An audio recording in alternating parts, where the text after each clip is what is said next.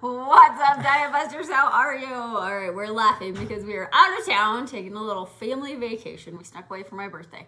But we don't have our normal setup, so we don't have our tripod or our light. So we have currently have this MacGyvered on a giraffe and a puzzle with some oatmeal holding this up. There's so an apple and a snorkel and all kinds of fun stuff. And I'm sitting on a phone book because I'm too short. So, you know, it's all good, you guys. So give us a hello. Hi, Kim Marie. Give us a hello when you guys jump on. Hi, Sue. Hope you guys are having an amazing, amazing time. We wish we could show you what we see in the background of the beautiful Colorado mountains. So, not very many questions this week, so we got some stuff to chat about. But first, a couple announcements. So first announcement is next week, for those of you that would love to participate, we're going to do our 3-day workshop. So we did this in December. We're going to do it again. It'll always have a little bit different twist, but still a lot of the same comments of, you know, what do we think we need? What do we really need? And then how do we get from where we are to where we want to go? So that's going to be next week. It's going to be the 15th, 16th, 17th. So that's Tuesday, Wednesday, Thursday. All of the lives will be at noon. Hi, Ashley. Hi, Erica. And thank you for the happy birthday messages. So those lives will all be at noon. So we won't be live next Wednesday at 11. It will be noon. So, well, I think we can tackle, because a lot of the questions that are coming up in the group revolve around basically why we started this group in the first place, which is busting myths. Especially for a lot of you guys that are going through the transformation challenge or whatever journey, whatever you guys are starting on, seeing a lot of the same old highly publicized myths getting pushed around, and you know what, we're here to bust them. So I think what we're going to continue on from the 3-day, we'll try to tie a lot into busting myths regarding calorie counting, regarding just the thermic effect of food, regarding, you know, exercise, regarding restriction, regarding intermittent fasting, regarding all the hyped up things that I think everyone's feeling very, very frustrated on. And so that's what we're here to do, is to see how we can lend a helping hand. Awesome. So we have a winner. So every week you guys will announce a winner. The winner gets a 30-minute free one-on-one phone call with us. So this week's winner is, go back down. Sorry. Robin Honecker Carr. Robin Honecker Carr. I'm probably screwing that up. I'm terrible with names. But Robin will reach out to you or drop us a line. Hi, Lois. Hi, Sherry. You are the winner of this week's poll question. With that being said, you guys, the previous week's winners on there, yet again, hopefully you've been part of the group, able to kind of see, I know for some of you guys, but let's make sure we reach out, get connected, and make sure we take advantage of that one-on-one time that you guys won. Right, yeah. Thanks, Lois. Hi, Jen. All right, guys, so we're going to jump into the questions. If you guys have questions and you're live with us, please feel free to post them. If you're catching the replay, you can post your questions there too, and we will get to them. If you're watching the replay, drop us a 2 so we know you caught the replay. Hi, Jory. Oh my gosh, you guys are all on here. It's amazing. This is good too. Vacation is great, but I miss y'all when we don't get to see you in real life. All right, babe, what's our first question? So there hasn't been a lot of essential questions this week, but it's seeing a lot of the same repetitive theme coming up. And you know, honestly, this is the biggest reason why we started this group, you guys, is because so often, I mean, we've been coaches for 20 years. We have, yet again, for those that are new to the group, we've had our own brick and mortar facility for almost 13 years now? 12 years now. And so the theme that we've seen on there time and time again is so many people feel basically disempowered and feel like nothing works for them. They've tried everything and the same old stories come up. And we're seeing a lot of that in the group, and especially for a lot of you guys that are going through the transformation challenge that started 2 weeks ago. We'll get into time here in a minute, but more importantly, we're seeing a lot of people like, I'm doing all the things and I'm not seeing any results. All right. Now, I think this goes into the sense of, you know, for a lot of you guys that are doing counting macros and doing all the stuff, right, is first and foremost is, I think the biggest thing that we try to do as coaches, and the platform in which this group is based off, you guys, is this is coaching. This is not here's a PDF, here's some sweet lunchtime recipes that you can incorporate. And yes, we do have those, and yes, we do incorporate those and everything else. But the whole basis of this, you guys, is from our viewpoint, food is very simple. It can be also very complex in the ways in which we meet it in our lives on a mental, emotional, and psychological realm. But food is very, very simple. It's us, the applicator that is the complex element of the equation. And simple doesn't also mean easy. Yes, it doesn't mean easy, okay? And understand that you guys is, for some of you guys, what we're hearing is, I'm doing this macro count that I got from this nutritionist or the dietitian or whomever, and I'm following it. And I think the thing that I'm also hearing is also from probably about a dozen people that are responding is I'm trying to follow around the macros. Okay, now what does that mean? All right, now, we're dealing with that a lot. We're working with a lot of people that are going through our 8-week shift program right now. And a good majority of them are doing the macro portion of what we're implementing in that program. But what we look for, you guys, as far as consistency is the number one thing. That's the biggest thing that we are trying to help people understand is I don't care if it's macros, I don't care if it's a morning routine, I don't care if it's an exercise program, I don't care if it's showing up to your work 5 minutes early every single day. What you do every single day is what stacks. And I think unfortunately so often what we see and find is so many of us, we start from like A in the alphabet and then 2 weeks later we expect to be on like Q. Right? And so first and foremost, what we want to invite you guys to first understand is allow this to be a process. Allow this to be a journey. Whether or not you're in the midst of a challenge or in the midst of just transforming your life, or you've gotten fed up with being in the place that you are and you're wanting to make a change, is give yourself appreciation first and foremost, because at the same time frame there is change is difficult. Change is a challenge. Change is an obstacle, right? Like for how much, trust me, we've been coaches for 20 years. We've been athletes for even longer than that.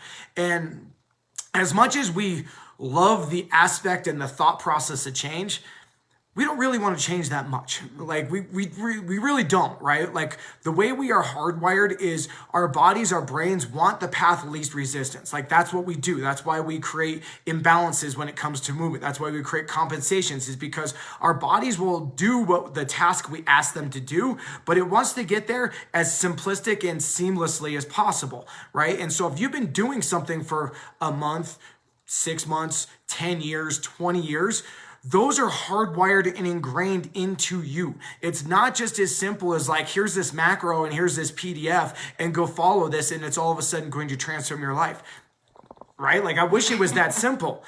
20 years of coaching, it doesn't work that way, right? Like it's the elements of being realistic to where you are, right? And for most of us, we don't measure, we don't understand where we are because we don't assess where we currently are. Not only on the basis of, okay, what's your body weight? What's your body fat?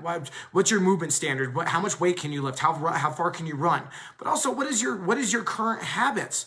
Right? Like, what's your environment look like, right? Like, you surrounded by nothing but processed food, alcohol, drugs, like non-beneficial things that you're trying to change, right? Maybe for you right now, just reading a book might be a 1% gain, right? Let alone like all of a sudden transform your life to eating nothing but fruits, vegetables, no processed foods, and no dairy, right? Like, I think sometimes is be realistic to where you are, where you want to go. And I think that's the biggest thing, is because oftentimes we ask people, okay, what is your ultimate outcome that you want and desire?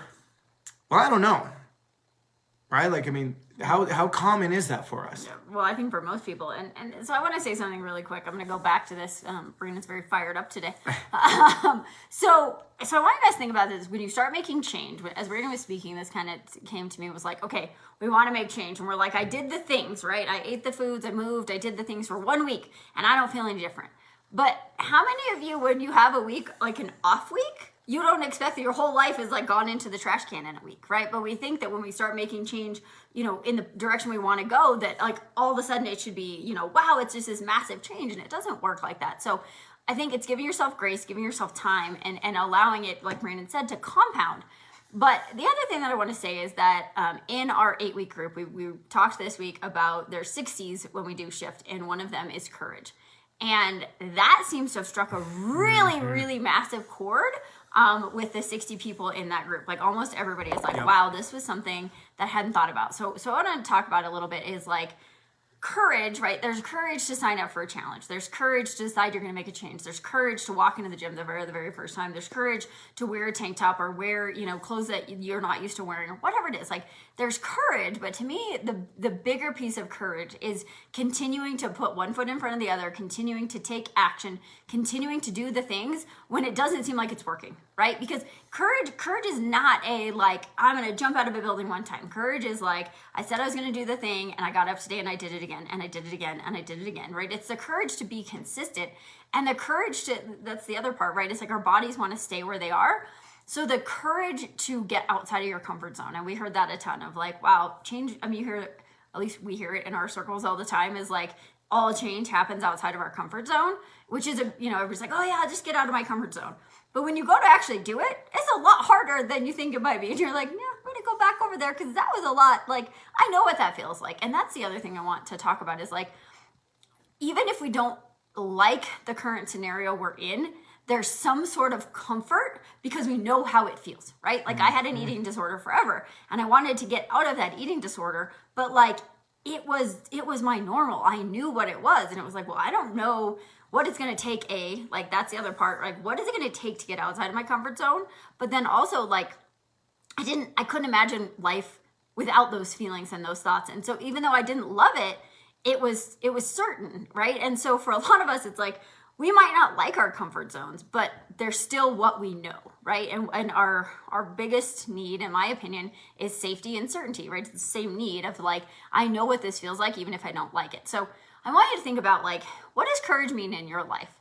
And where can you find some more courage, right? The courage to just get up every day and like have positive affirmations and put some vegetables in your body. And the bigger thing I think, you guys, and what we're seeing inside of our other group is like, it's the courage to look deeper, right? Because when it really comes down to it, it's not about the macros. It's not about the calories. It never has been. It never will be. But it's the courage to go, why do I do what I do? What do I really want to change? It's the courage to go, shit, I don't know my why. And guess what? That's okay, right? And the only way you're going to find your why is to spend some time and create it, right? Like nobody just wakes up when they're however old, 15, they're like, I know my why, I know my purpose. Like, well, maybe there's random few, but so it's like the courage to actually lean in and do the deeper work and ask the harder questions and be okay with like, the answer might not be amazing at first, but when you know the answer, then you get to take the steps to move into where you want to go. Well, I think it's on top of building on that, is you guys, is courage is no different than a muscle. Yeah. It's exercising it, right? It's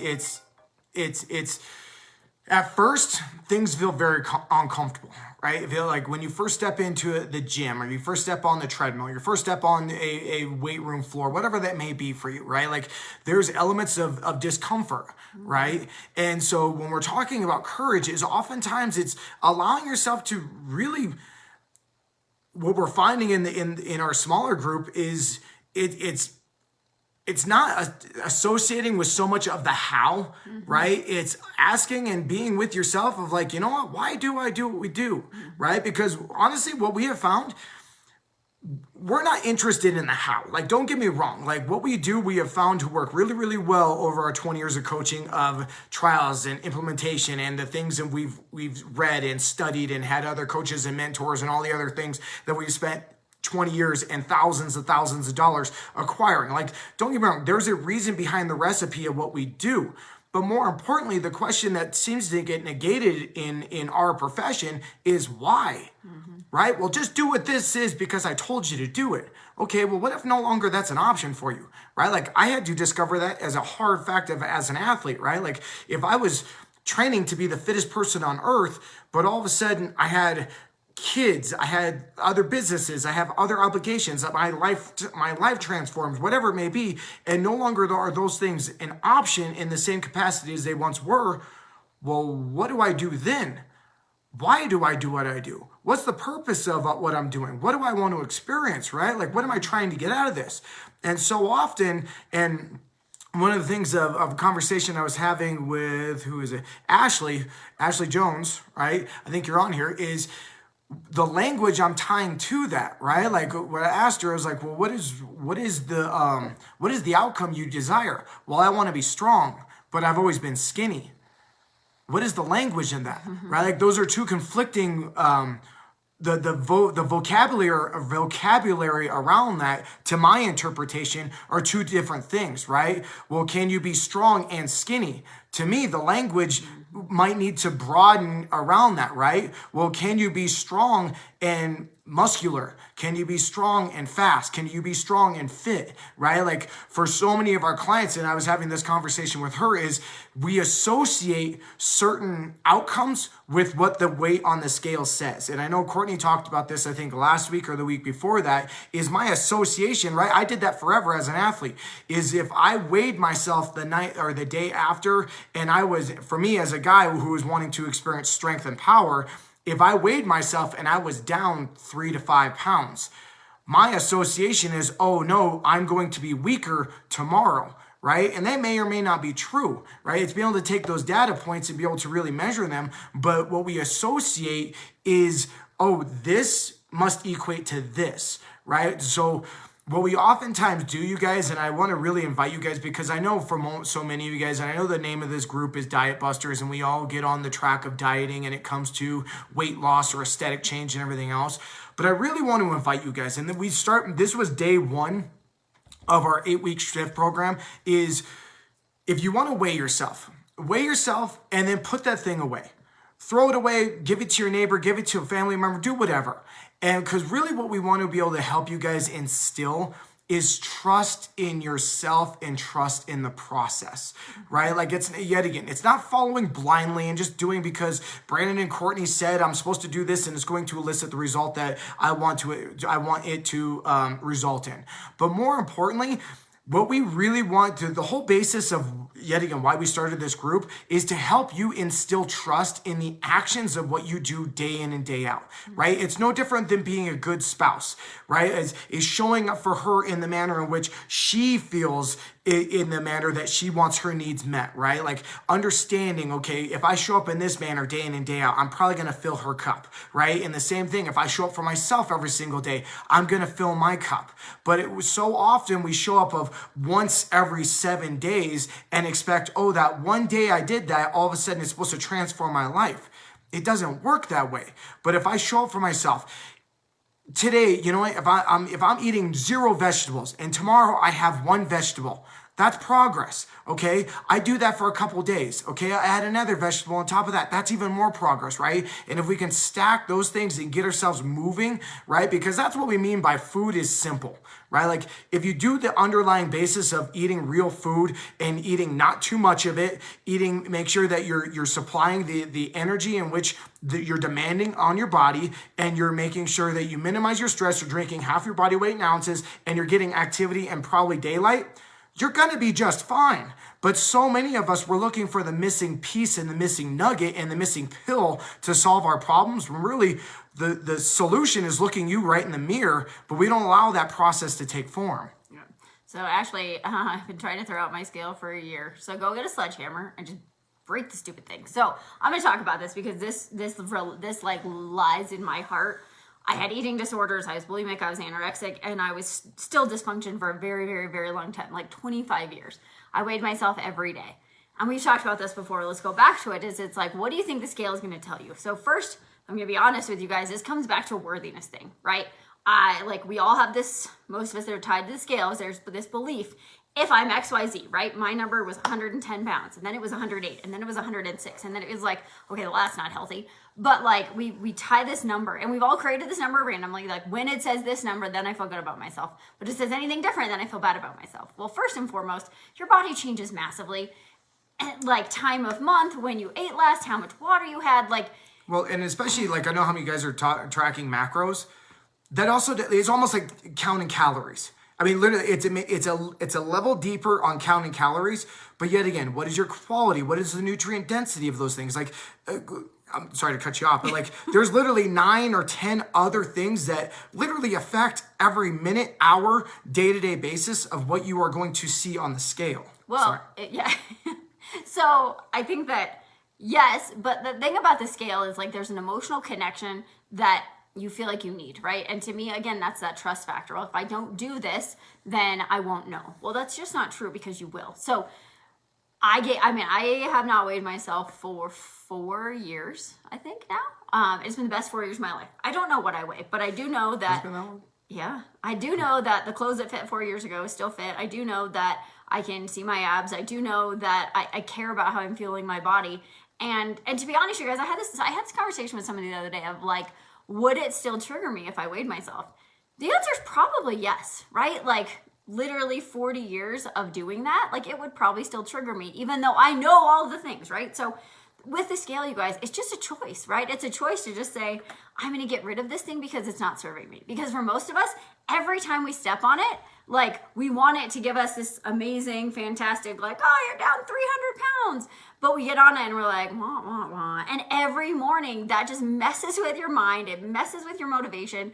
Like it's an emotional drag. It's literally an anchor. So like, it's just like, it's just a choice. And it was tough. Like, and I can go into more of my journey at some point if you guys want to know it. But it was like, I signed up for a program. It was 10 months. It was 300 hours. And it was work on your own deeper emotional things with food, and then learn how to coach, right? Learn to be a coach.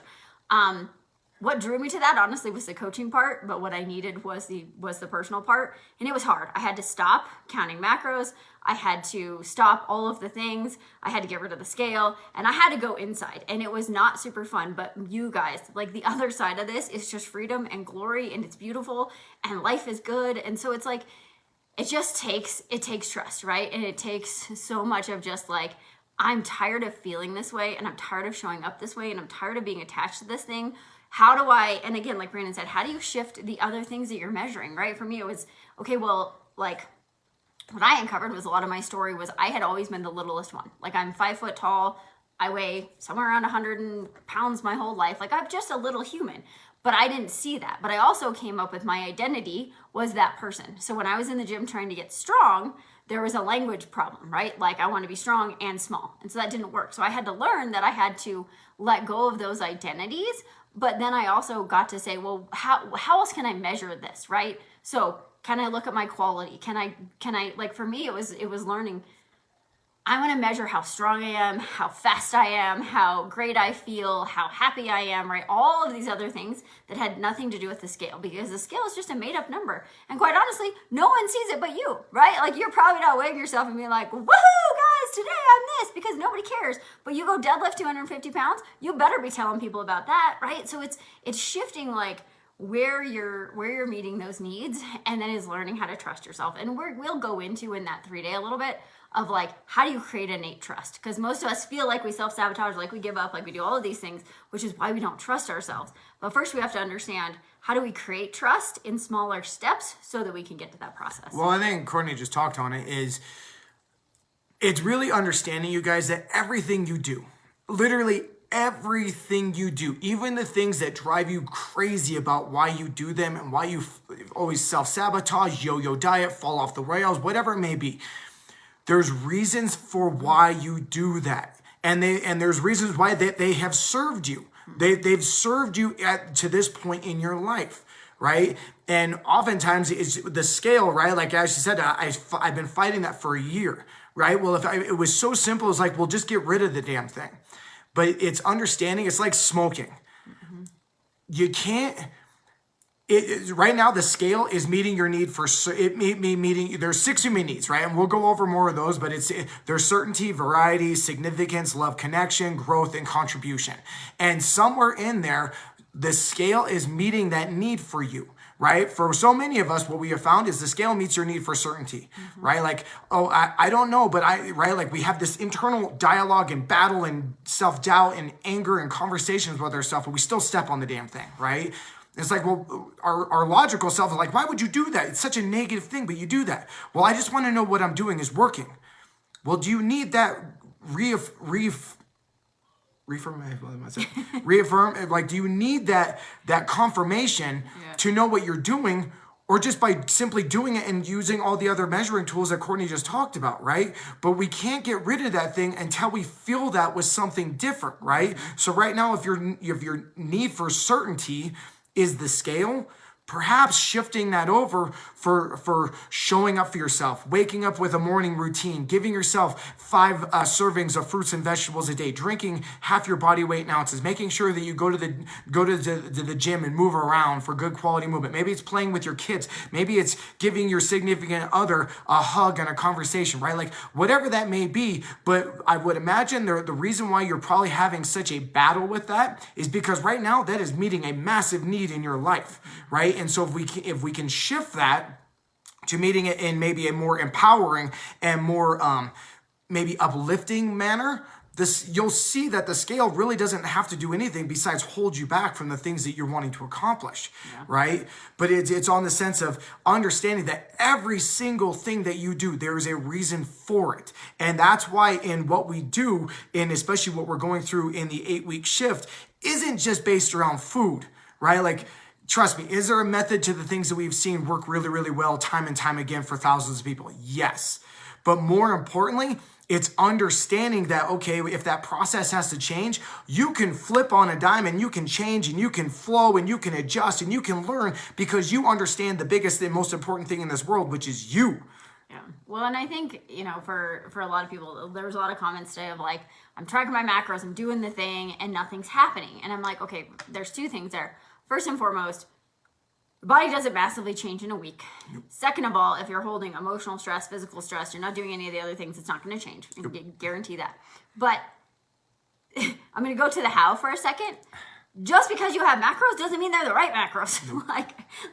There was a few people that have commented, I'm like, those probably aren't serving you. And so the biggest thing is, guys, is just because you're tracking doesn't mean that you're tracking the correct thing, right? And I think I had the hardest time with this because it was like, it's ingrained in us as women. If you grew up in the 80s or the 90s, like less is more, less is more, less is more, less is more, right? And so it was like, oh, well, if I had 1,300 calories and that didn't work, I better go to 12. If that didn't work, I better go to 11. If that didn't work, I better go to 1,000. Well, and not only that, is now it's less is more nutritionally, but more is more when it comes to exercise. Right, exactly. And so, I did that. I worked out for 2 hours a day. I had, less than 1,200 calories and it never worked. Nothing ever worked. But what actually worked was changing how I exercised, right? Like actually lifting enough weight that caused change and eating more food, but also eating better quality food. If you put junk in, you are going to get junk out. I don't care if you meet your macros.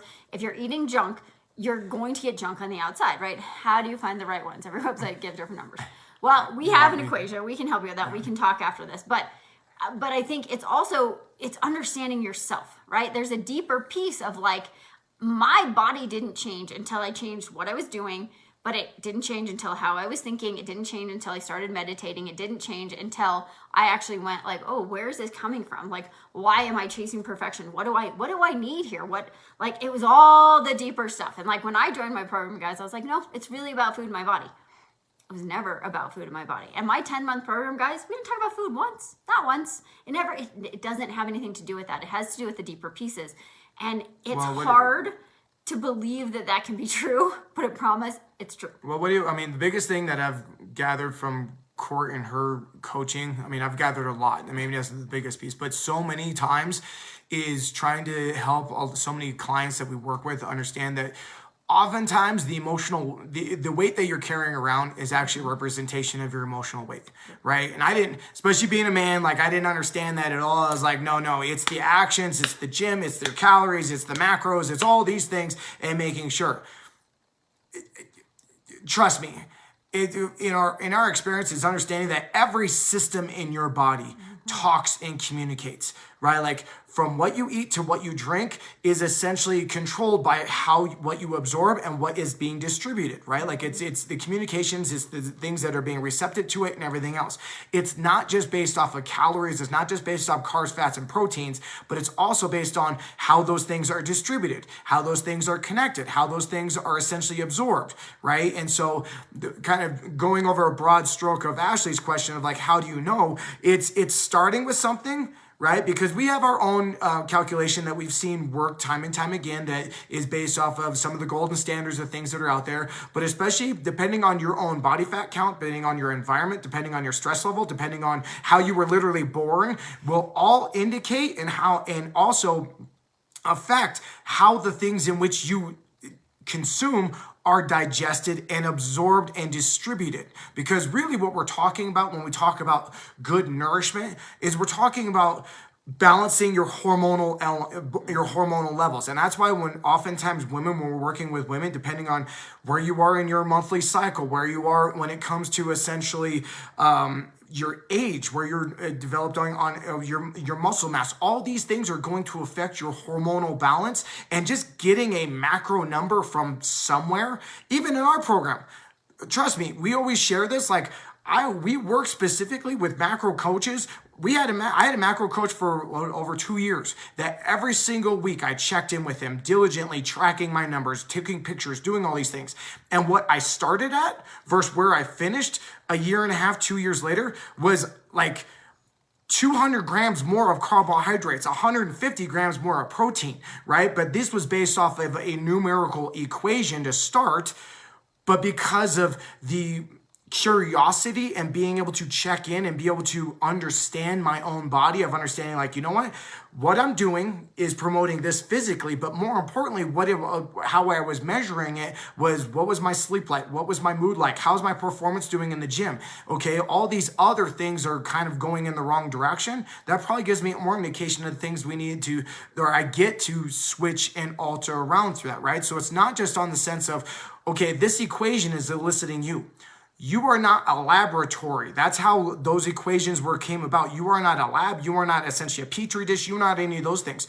You are a complex organism, and based off of your stress, your daily activities, your sleep, your consumption, your work schedule, the amount that you're training, all those things are going to play roles in essentially what is going to work and what is not going to work. And also, I say that is, what do you mean by working or not working? Because it's not. Well, and I think what usually we're like, well, it's weight loss, right? That's kind of what we all start on the journey, I think. And I was on that journey for a long time, but I'm going to throw out the dirty word that nobody wants to hear. And that word is patience. You got to have some patience, right? Like, to me, honestly, like if someone came to me and said, here's my goals, this is what I want to do. My honest answer would be like, okay, well, let's work together for a year and we're going to start here and we'll be there in a year. But if we said that to 99% of you guys, you'd be like, a year? That's like lifetimes, right? Because it's like, we want to see it in 2 days or in 1 week or in 2 weeks, in 3 weeks. It's like, if you really want to, and that's where we got to with our own physical bodies was like patience, right? It was like, I'm going to do this for 30 days and see where I'm at. And then I'm going to do it for like, I'm going to change for 30 days, right? And so unfortunately, and this is how I would recommend setting goals of like, let it be a process, right? Give yourself at least 6 months. I want to see where I can get it in 6 months. And then you can break it down into smaller goals and look at those smaller goals. But if you really like, if you want to see massive change, it's not going to happen overnight because there's the compounding effect. We talked about this last week. Darren Hardy wrote the book, The Compound Effect. If you haven't read it, go read it. But it's understanding like, it's not going to change overnight, right? And Brayden talked about this too, of like, it's an absorption thing. And this to me was my biggest understanding was like, I was eating diet foods. So my gut was all screwed up because I was having Diet Coke and, everything that was calorically better. I think we did have a question on sucralose. So I was having all this diet food. My stomach was jacked up. My body was in like massive amounts of stress because I'd been dieting for 20 years, right? Like, and I was in a place of like restriction.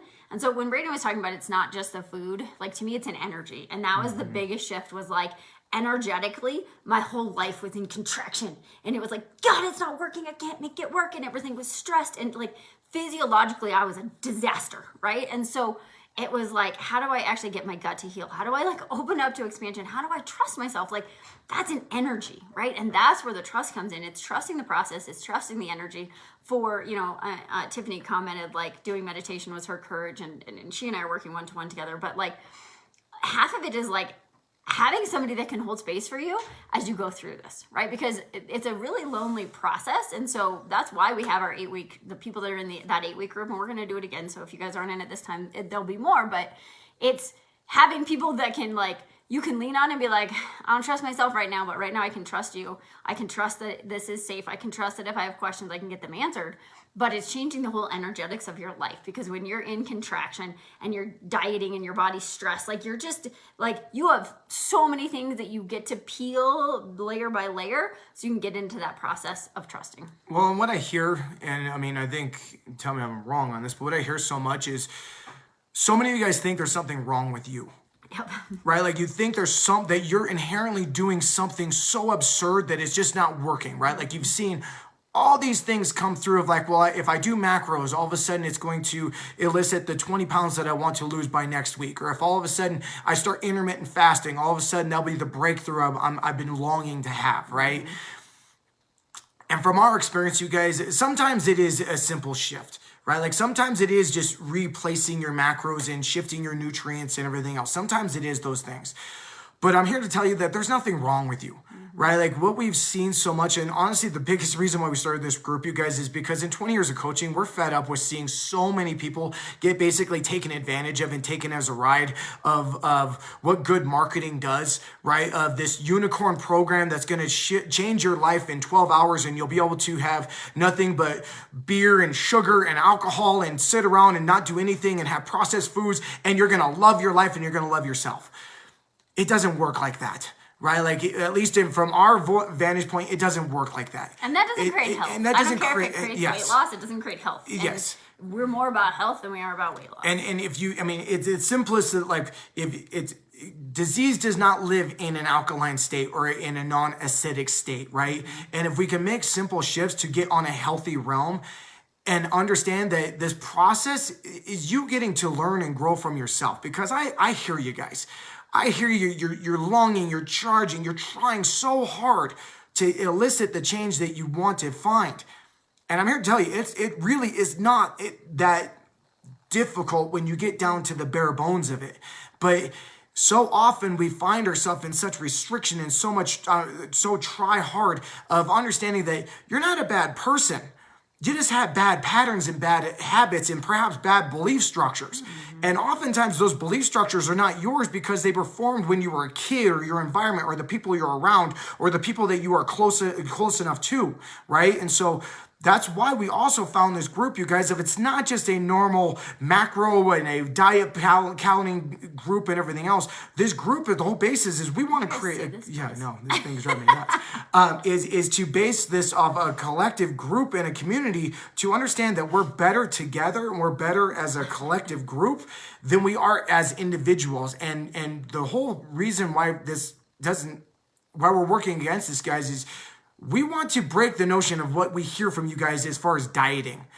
I'm on a new diet. I'm on this roller coaster diet. I'm on keto. I'm on this, and this. I'm not to say that those things can't be beneficial, but more importantly, what would it feel like to have to stop marrying yourself to this one specific thing and understand that if you put in time and you put in the proper steps to get there, not only is it going to create the change you want, but at the end of the day, you get to be the utmost proud of yourself, which at the end of the process, to me, is the most vital thing, right? Well, and I think it goes back to, we've said this, and we're going to say all the same things over and over again because it'll land differently at different times. But, for me, and I think for every client we've worked with, is dieting is fear, right? Macros, dieting, whatever it is. I mean, not always, but most of the time we're dieting out of a fear of not trusting ourselves, a fear of it's not working, a fear of like, just fear. And I want to just take a second and say to everyone that the last 2 years in this world, there's been an overlying energetics of fear.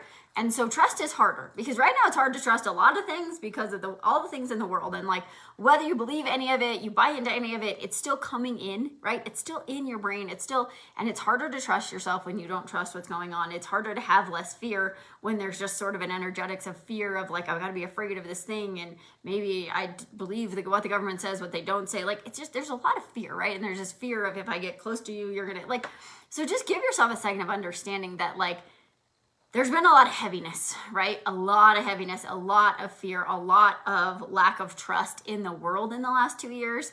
That's affecting us all, whether we want to believe it or not. And so again, that's why we go back to like, what are the deeper levels? Can I take some time to like be with those thoughts, right? And that's, you know, for me, meditation, breath work is a huge player, and that changed my entire life because it was learning how to get quiet. It was learning to be okay with what came through, and it was learning to like see that stuff and feel it and be okay with it, right? And it's, you know, I know for a lot of people in the group that are going and allowing themselves to do the meditation, or even just to be open to listening to it one time. It's like, oh, that's going to shift how I feel. And when you feel different, you show up different. And when you show up different, you can have more faith and you can have more trust, and you can do all of those things, but it's coming from a different level, right? It's allowing yourself to slow down and be with where you are before you can learn to trust where you're going. Well, I think we've kind of gone on a pretty big tangent just because we're seeing this kind of come out about you guys. But I think one thing I want to, wrap it up here kind of shortly with is, I know for me, especially over the last, 8 months for myself, I found myself in a really restricted place. I found myself very fearful. I found myself very lack of trust, and I had to remove certain things from my life. But one thing we've been talking about in our 8-week group is, we mentioned earlier, was courage, right? And one thing I found for myself was, when I was finding fear, or I was finding restriction, or I was finding something else in another area of my life, it spilled over into other areas of my life, right? Everything we do it's connected, and it's a teaching tool for ourselves, right? Like, we as much as we like to like segregate and compartmentalize ourselves of like, no, it's this thing over here.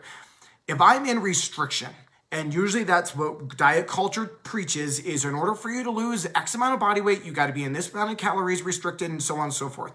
Well, restriction is also essentially a way of living, right? I mean, it's a lack of energy. It's a lack energy, right? And if I'm doing this over here, I'm also going to do this over here, right? And if I'm asking myself to be courageous or look at something, and to us having courage doesn't mean you're not afraid.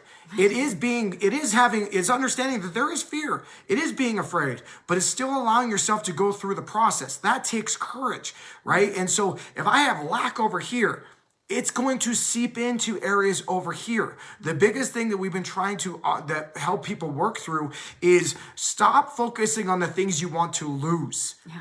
Because yet again, what is that energy?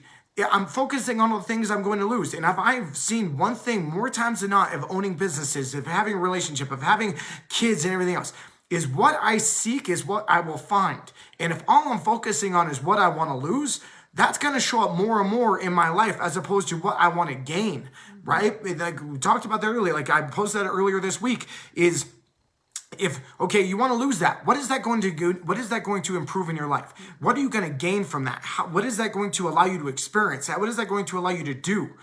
I don't know. Well, then why the hell are you doing it, right? Like if it's not going to add to your life, why even go down the path, right? But so often we don't ask that question. Okay, that's what you want.